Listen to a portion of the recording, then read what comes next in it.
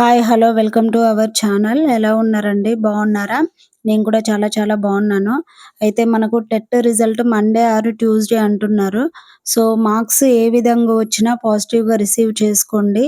Next వచ్చే టెట్‌లో ఇంకా కొంచెం హార్డ్ వర్క్ చేసి మార్క్స్ ఎవరికైతే పెరగలేదో, క్వాలిఫై కాలేదో వాళ్ళు పెంచుకోవడానికి, క్వాలిఫై అవ్వడానికి ట్రై చేయండి.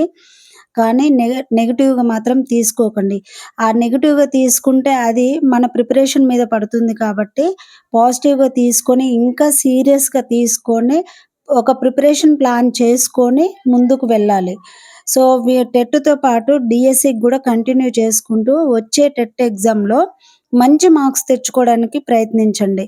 నేను కూడా ఇది లాస్ట్ టెట్ అండి. ఇగ రాయలేను. నా వల్ల కాదు. ఎందుకనంటే నేను బయో సైన్స్ కాబట్టి బయోసైన్స్ వాళ్ళకు మ్యాథ్స్, ఫిజిక్స్ ప్రాబ్లమ్ ఉంటది కాబట్టి ఎక్కువ పెరగవు. ప్రెజెంట్ అయితే ఓకే. నాకు బెటర్ మార్క్సే ఉన్నాయి. సో, ఈ ఒక్కసారికి రాస్తాను. మంచి మార్క్స్ రావడం కోసం ఇంకా కొంచెం మంచి మార్క్స్ రావడం కోసం ఈసారి చాలా సీరియస్‌గా హార్డ్ వర్క్ చేస్తాను. సో, నేను ఒక ప్లాన్ వేసుకొని, ఆ ప్లాన్ ప్రకారం ప్రిపేర్ అవ్వాలనుకుంటున్నాను. అయితే ఆ ప్లాన్‌లో టెట్, డీఎస్సీ, గురుకుల అన్నీ కలిపి ప్లాన్ చేసుకొని ప్రిపేర్ అవ్వాలి. సో, ఇది కొంచెం నాకైతే ఇదొక టఫెస్ట్ టాస్క్ అన్నమాట. ఎందుకనంటే గురుకుల అనేది ఇంగ్లీష్ మీడియం కాబట్టి, అది ప్రిపేర్ అవ్వాలి. ఇటు తెలుగు మీడియం ప్రిపేర్ అవ్వాలి కాబట్టి, ఈసారి ఇంకా కొంచెం హార్డ్ వర్క్ చేయాలనుకుంటున్నాను. సో, ఒక ప్లాన్ చేసుకొని ప్రిపేర్ అవ్వాలి. అయితే ఈరోజు సండే కదా! పిల్లలతోటి కొంచెం ఇబ్బందే అయింది. అయినా కానీ ఒక 3 అవర్స్ ప్లాన్ చేసుకొని ఫస్ట్ ఇయర్ జువాలజీ చదివాను. బట్ ఏంటి అనంటే ఇగ స్కూల్ బుక్స్ చదవలేకపోయాను. వాళ్ళతోటే సరిపోయింది సండే కాబట్టి. సో, మీరు మీ పిల్లలతోటి ఈరోజు ఏ విధంగా ప్లాన్ చేసుకున్నారు? ఎలా ప్రిపేర్ అయ్యారనేది కామెంట్ సెక్షన్‌లో కామెంట్ చేయండి. ఎందుకనంటే ఇలా ఆహ్, చెప్పడం వల్ల మనలో ఇంక కొంత మోటివేషన్ అయ్యి, మన సమస్యలేందో షేర్ చేసుకొని, మన ప్రిపరేషన్ స్టాండర్డ్ లెవెల్ అనేది ఇంకా కొంచెం పెంచుకోవడం కోసము.